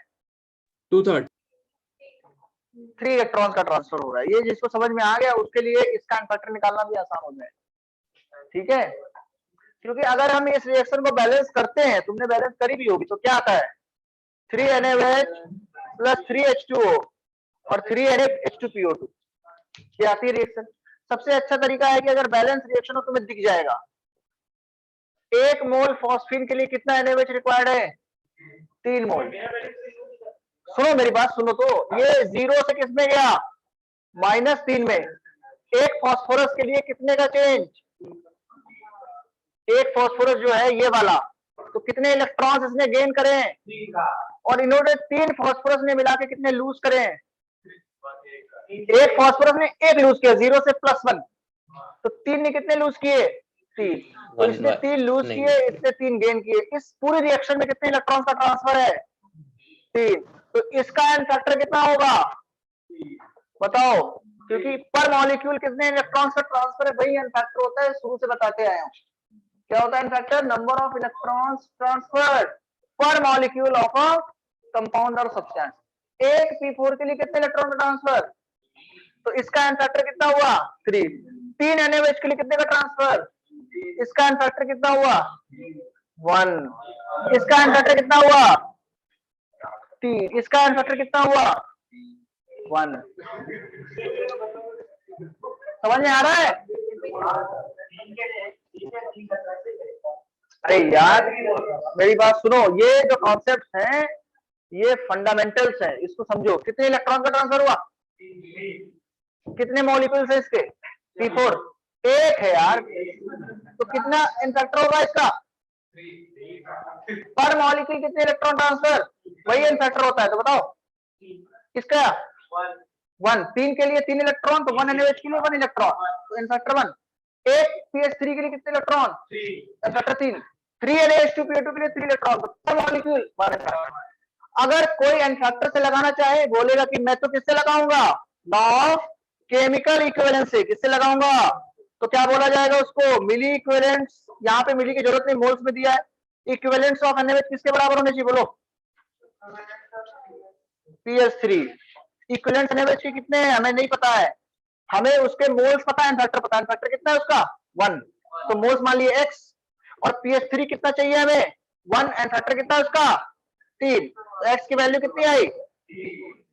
तो ये करोगे कि ये तुम्हारे ऊपर है।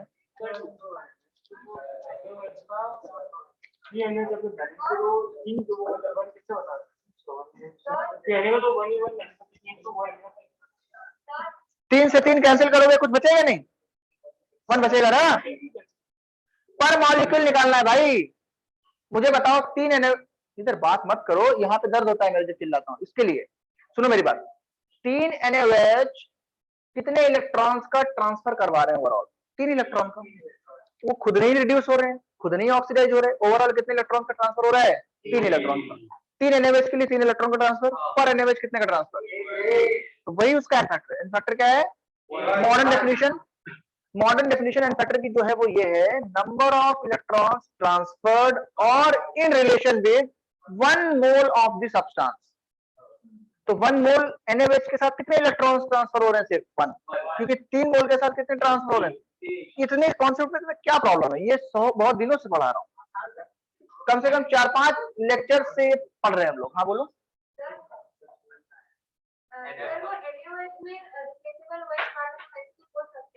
बोल सकते हैं, लेकिन रेडॉक्स रिएक्शंस में हम इस तरीके से इसलिए नहीं देखते हैं क्योंकि कई बार वो एज ए बेस काम नहीं कर रहा होता है। यहाँ पे ये एज ए बेस भी काम कर रहा है, इसके लिए इसका क्या है आंसर 1, क्योंकि NaOH ने Na+H2PO2 बनाया, इसका मतलब H2PO2 जो है वो किस एसिड से आया होगा? H3PO2।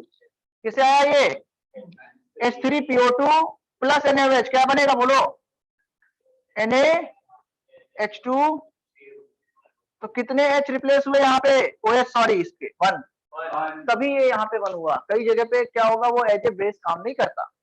रेडॉक्स रिएक्शंस में this is the correct way to decide the N factor.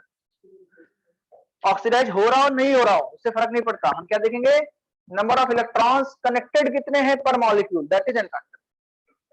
तो ये, हाँ, ये सवाल करने का 2 तरीके हैं। कितने तरीके हैं? एक तो रिएक्शन बैलेंस कर लो, बहुत ही सिंपल 3, या फिर ये वाला। हाँ, बताओ इस रिएक्शन में NaH2PO2 का इक्विवेलेंट वेट कितना आएगा? नंबर में आंसर बताओ कितना है? आंसर बताओ, इक्विवेलेंट वेट कितना होगा? ये सवाल आते हैं क्वेश्चन एग्जाम में, ठीक है। NaH2PO2 का इस रिएक्शन में इक्विवेलेंट वेट कितना है? इस रिएक्शन में P4 का इक्विवेलेंट वेट कितना है? जल्दी बोलो, फिर आगे बढ़ते हैं हम। क्या किसमें गया? 3 फास्फोरस इसमें गए +1 में, 1 के लिए 1 का चेंज, 3 के लिए 3 का चेंज, तो टोटल कितने ट्रांसफर हो रहे हैं? 3 इलेक्ट्रॉन ट्रांसफर हो रहे हैं, तो 3 आंसर है। वो तो जरूरत नहीं है ना, वो तो फॉर्मूला बनाया हुआ है, रियलिटी तो ये है ना। जैसे इसने बोला कि मुझे ये नहीं चाहिए, मुझे चाहिए एन फैक्टर निकालने का दूसरा फॉर्मूला, उसमें तो P4 का निकलेगा। NaOH का कैसे बताओगे तुम? फॉस्फेट का कैसे बताओगे?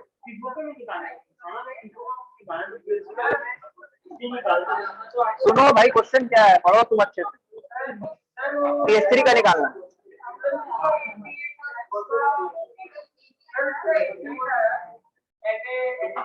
इधर तुम लोग बात मत करो भाई, सुनो तो क्या बोल रहा है, बोलो। हाँ बोलो।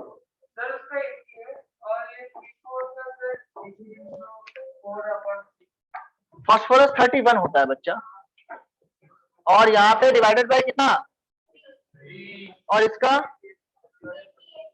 88 डिवाइडेड बाय 1। हटा दो इसको पूरा, कोई दिक्कत तो नहीं इसमें। कितने इलेक्ट्रॉन का ट्रांसफर हुआ इसमें? How many electrons transferred? सुनो मेरी बात ध्यान से, इधर सुनो, इधर आपस में बात मत करो भाई, कुछ नहीं होने वाला उससे, ना तो एग्जाम में, ना तो लाइफ में, ना तो मेरे दोस्त जो मेरे साथ थे, ठीक है। अभी तो मैं बताना नहीं चाहता हूँ ऐसी बातें ना, जो तुम सोचते हो वो बहुत आगे नहीं हो पाता है। फ्रेंड्स होते हैं, लेकिन तुम चाह के भी कर नहीं पाओगे।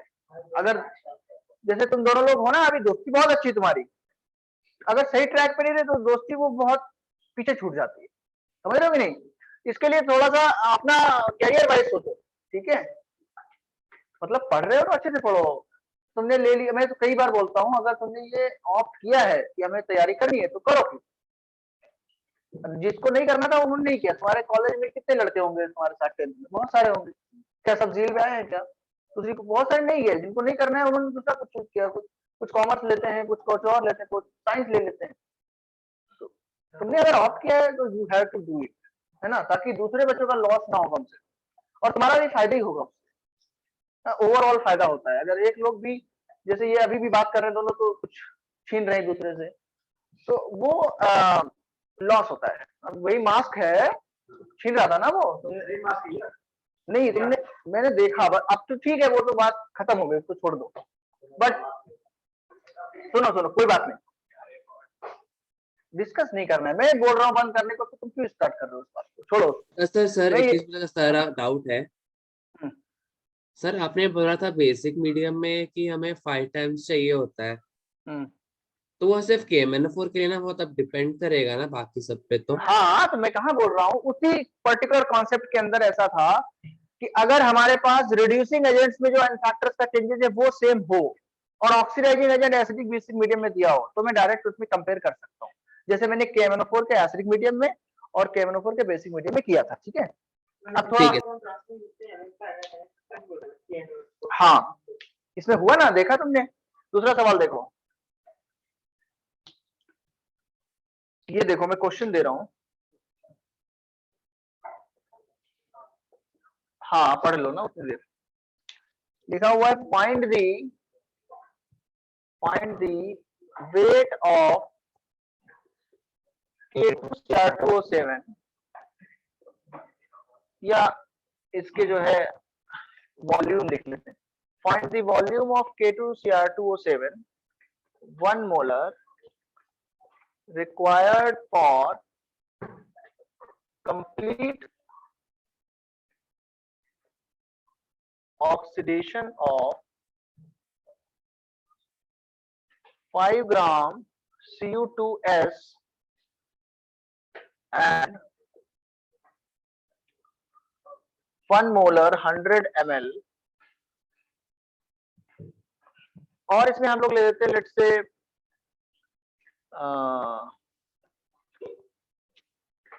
K2C2O4 in acidic medium। तो जैसे ये सवाल है ना, इसमें हमें नहीं पता है कि Cu2S किस में कन्वर्ट हो रहा है, तो हम इसमें क्वेश्चन में दिया रहता है कि Cu2S जो है वो ऑक्सीडाइज होगा किसी भी तरीके से दिया हो रिएक्शन, या फिर डायरेक्ट लिखा हो into Cu+2 and SO4 2 minus, किसमें ऑक्सीडाइज होता है, ये डेटा दिया रहता है। क्योंकि इसको याद रखना थोड़ा मुश्किल है इसके लिए।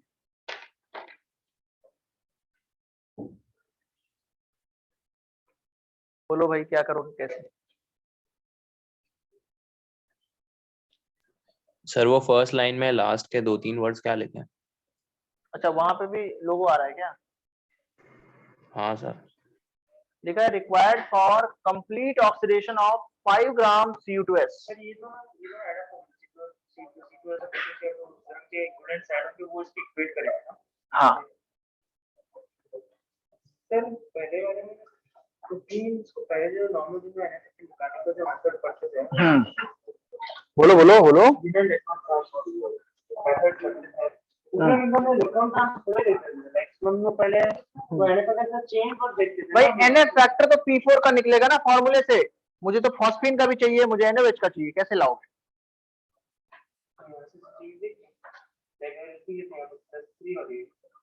ये तो P4 का बताने जा रहे हो ना, पीएससी का 3 होगा, PS3 का उल्टा देख के बता रहे हो ना, 3 होगा PS3 का तो। 0 इसका 3 होगा, 3 का प्लस 3 होगा, 3 होगा। हाँ वो उल्टा देखा जाता है, तुम गलत देख रहे हो। फॉस्फोरस किसमें -3 में है, हाँ P4 में देखो जाके वापस। 3 बोलो, नहीं समझ में आता है? नहीं ट्राई तो करो उसको, तब तो आएगा।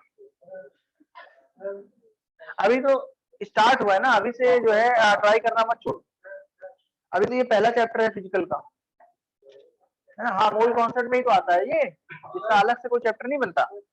फिर गैसियस है, थर्मो है, देन फिर बहुत सारे चैप्टर्स हैं। कॉपर का 63.5 मोलर मास कॉपर है, जरूरत पड़ेगा, है ना। कॉपर का मोलर मास रिक्वायर्ड है वहां पे, कैसे करेंगे बताओ? हाँ कार्बन का, हाँ कार्बन का CO2 बन जाएगा। क्रोमियम हमें पता है एसिडिक मीडियम में किसमें जाता है, बोलो? Cr+3 में जाता है, तो एन फैक्टर कितना आएगा K2CR2O7 का 6 आएगा, तो एक पता चल गया। Cu2S का तुम्हें सॉल्व करके निकालना है, नीचे गिवन डेट Cr+3 में जाता है, तो वहां पे चेंज आएगा 6 का, ठीक है। Cu2S का कितना आ रहा है एन फैक्टर बताओ, नीचे लिखा हुआ है, डेटा दिया हुआ है, Cu2S किसमें ऑक्सीडाइज होता है?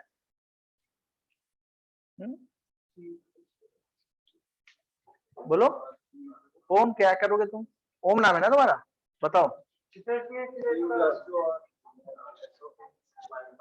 तो कितना एन फैक्टर आएगा Cu2S का, बताओ।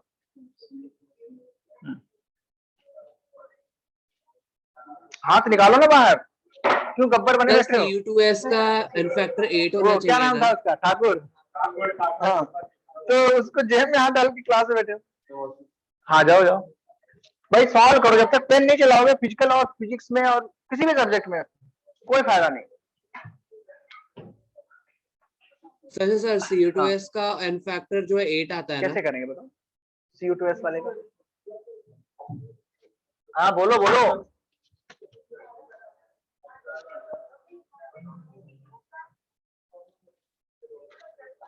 मेरी बात सुनो ध्यान से। ऑक्सीडाइजिंग एजेंट कौन है? किसमें कन्वर्ट होता है एसिडिक मीडियम में? Cr+3। तो एक क्रोमियम के लिए 3 का चेंज, 2 क्रोमियम के लिए 6 का चेंज, एन फैक्टर 6 होता है, याद भी होगा। Cu2S का थोड़ा देख लेते हैं। +1 क्यूप्रस सल्फाइड है, क्या है? +1 से +2 में कितने का चेंज? +1 से +2 में 1 का चेंज है। 2 कॉपर के लिए कितने का चेंज? 2 का। सल्फाइड भी ऑक्सीडाइज हो रहा है ना, +6 में कितने का चेंज? 6 का। एक ही सल्फर है तो 2 + 6 टोटल चेंज कितने का हुआ? सर 1 मिनट, सल्फर का 8 का चेंज होगा ना? सल्फर का 8 का चेंज होगा। Okay okay correct.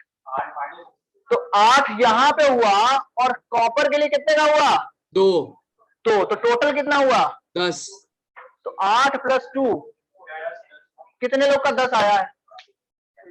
Very good. 2 तुम्हारा भी 10 आया, स्वागतम का और इवा का 10 आया।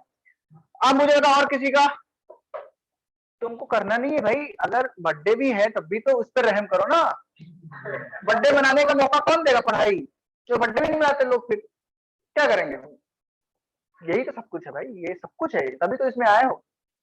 बताओ, इसकी तो रिस्पेक्ट करो कम से कम। कितना आएगा आंसर? 8 + 2 10। ये एन फैक्टर 10 हो चुका है। क्या आ चुका है इसका? अब इसकी बारी है। कितना होगा एन फैक्टर इसका? K2C2O4 का +3 से किसमें सर, आता 2 है हो ये? जाएगा। CO2, तो 2 ही आएगा। अब कौन कौन ऑक्सीडाइजिंग एजेंट है फिर? K2Cr2O7। कौन रिड्यूसिंग एजेंट है? Cu2S। कौन रिड्यूसिंग एजेंट है? K2C2O4। इन दोनों के मिलिक्यूलेंट इक्वल, सॉरी ऐड करके किससे इक्वल करेंगे? बस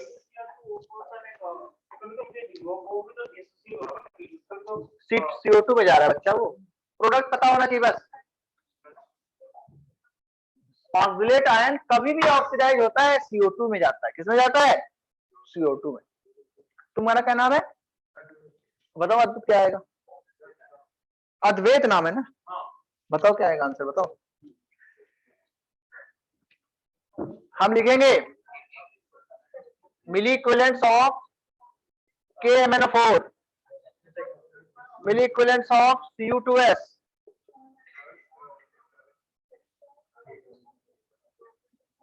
वेरी गुड।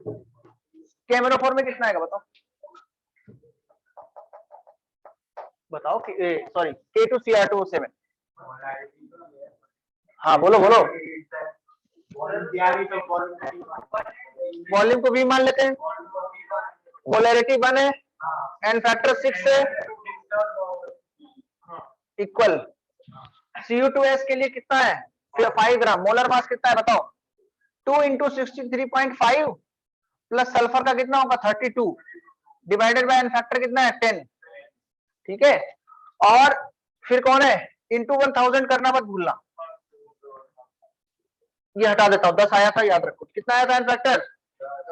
यहां देखो K2C2O4 कितना दिया है हमारे पास? 100 ml 1 मोलर, लेकिन एन फैक्टर कितना है इसका? 2। तो 2 × मोलरिटी 1 × 100 ml, ये भी क्या हो गए? K2 किसके? C2O4 के। चलो मुझे आंसर बताओ, सॉल्व करके कितना आएगा फाइनल आंसर? अगर हम देखेंगे तो 6 है इधर, तो अभी कोई डिवाइड नहीं हो रहा है, अभी छोड़ दो ऐसे ही। ये 10 से ऊपर चला जाएगा ये, तो कितना हो जाएगा? 50 × 1000, और 63 2 जा कितना आएगा? 127 आएगा क्या यहाँ पे? सर 159 सर 32 वॉल्यूम 85.7 आ रहा है। 159 आया। कितना है ये? सर मेरे को और 38.57 आया। प्लस 200। इसको सॉल्व करें थोड़ा सा, मुझे बताएं आंसर क्या आएगा। 6 से डिवाइड भी करना है तो कर लो। सर मेरे को 50 38.5 आया। 6 इंटू सर 159, 85.7 आ रहा है। ये वाला इतना नहीं पूरा नहीं सर, सर, पूरा टोटल वॉल्यूम। टोटल, हाँ वॉल्यूम टोटल वॉल्यूम 200/6 कितना आया वॉल्यूम? 85.7। 85.7 ml। सर मेरे को 38.5 आया। अरे यार यहाँ देखो ना, ये 200/6 कितना होगा? 6 3 जा 18, फिर कितना हुआ? फिर 20 हो गया। 33.33 कर लो सर। तो ये तो खुद इतने ज्यादा है, तो इससे कम आंसर तो आ ही नहीं सकता, इससे ज्यादा ही आएगा ना। तो हाँ यहाँ सर पे जब 38 आया ना पर। हाँ तो यहाँ वाला सॉल्व तो करो अच्छे से। यहाँ अगर मैं देखूंगा तो ये अगर मैं 160 कर लेता हूँ, ठीक है, और ये 6 है तो इसको डिवाइड करना ही पड़ेगा, और कोई मेरे पास ऑप्शन नहीं है। 6 8 जा 48, कितना बचा? 2 20, 6 3 जा और फिर वही आएगा 8.3 लिख लिया। और 160 या 159 से उसको डिवाइड करेंगे कितना आएगा? 16 6 जा कितना होता है? 96। हाँ। तो 160 अगर लिया होता तो ये कट जाता, ये 16 6 जा, तो बहुत ज्यादा आ रहा है वो, अच्छा खासा आंसर है, मतलब 8 48 49 50 मान लो इसको 50, और इधर कितना आया था 30, तो 83 से तो ज्यादा ही कुछ आएगा। तो ये आंसर मुझे सही लग रहा है जिसने दिया 85.7। अभी समझ गए तुम सदगुण कहाँ पे गलत किया तुमने? हाँ सर। ये 1000 नहीं लिया गया फिर से, हाँ सर शायद कैलकुलेशन कर लिए, ये नहीं कर पाए। हाँ? क्या कर, यही मुसीबत ज्यादा है, ये तो करना पड़ेगा ना। नहीं तो सोचना नहीं है ना, वो अभी नहीं कुछ आता है तो फिर वही करो।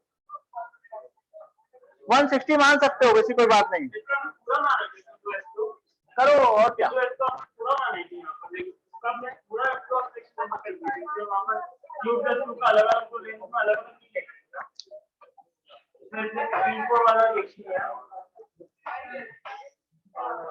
समझ में आया तुम्हें? आगे का मत सोचा करो, या समझ नहीं, ऐसा ही सुना, ऐसा होगा क्या होगा ये कुछ नहीं पता मुझे। मुझे इतना था जो पढ़ा है वो समझ नहीं आ रहा। Cu2S 10 हुआ क्यों, ये समझा? Cu2S 10 क्यों आया बच्चा बताओ, बस इतना समझा। फिर ये वाला फॉर्मूला लगाया, क्या दिक्कत है? इसको एसिड बेस से क्यों जोड़ रहे हो? छूट गया वो पीछे, उसको छोड़ो। हाँ अरे उसको छोड़ो यार, वो अलग चीज थी, ये तो बिल्कुल सिंपल है ना। P4 में तो क्यों जा रहे इलेक्ट्रॉन में, उसको छोड़ो, ऐसे नहीं कंपेयर करते एक दूसरे में, जो तरीके है उस पर ध्यान रखो। तरीका क्या है? मिली इक्विवेलेंट्स क्या होंगे? आपस में जोड़ के इक्वल।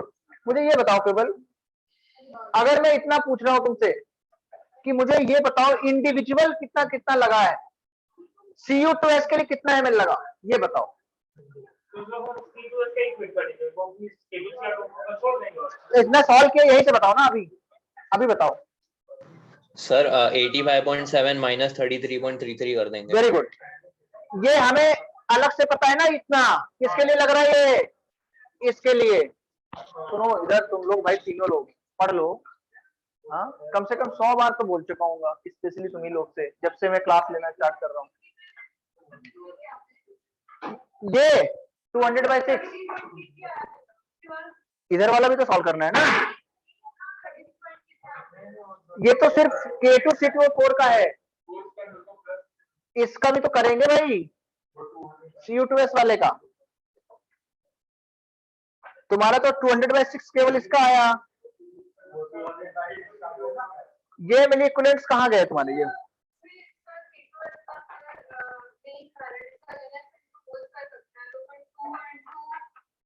ओके ओके, तो इसका फैक्टर कितना है Cu2S से तुम्हारा? 10 है। देखो ना, सल्फर भी तो -2 से +6 में गया, ये वाला भूल जाता है, ये याद रखो। किसमें जाता है ये? -2 से +6, सल्फर 8 का था और इसका 2। अब मुझे बताओ इंडिविजुअल वॉल्यूम अगर पूछा गया हो तो यहाँ से साफ साफ दिख रहा है ना, K2C2O4 के लिए कितना वॉल्यूम लगा? 33.33। तो सिर्फ, हाँ सिर्फ CO2 के लिए कितना लगेगा, टोटल में से कितना माइनस कर रहे हैं, मतलब जो इधर सॉल्व किया था वो वॉल्यूम। तो ये ऐसे क्वेश्चन भी पूछे जा सकते हैं। एक सवाल हमने किया था उसमें वॉल्यूम दिया था टोटल, हमें नॉर्मलिटी पूछी थी। ये क्वेश्चन जो है इसमें नॉर्मलिटी या मॉडरेटिव गिवन है, हमें वॉल्यूम पूछा है। तो जब वॉल्यूम पूछते हैं तो इसमें एक एक्स्ट्रा क्वेश्चन ये भी बन जाता है इंडिविजुअल वॉल्यूम। नॉर्मलिटी में तो इंडिविजुअल वॉल्यूम नहीं होगा ना, उसमें वॉल्यूम पहले से दे रखते हैं 100। तो ऐसे सवालों को भी करना आना चाहिए, ठीक है। रेडॉक्स टाइट्रेशन में यही सारे सवाल है। हमने इस क्लास में आयोडोमेट्री और आयोडोमेट्रिक टाइट्रेशन पढ़ेंगे, इससे आसान होता है, लेकिन थोड़ा सा याद रखना ये है कि वो अलग से पढ़ना है, उस पर सवाल में जो टफ वाले सीन्स थे वो सारे हमने ले लिए। हाँ बोलो।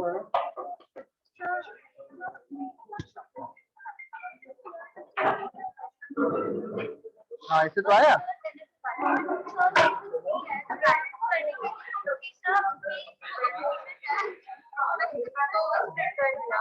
हाँ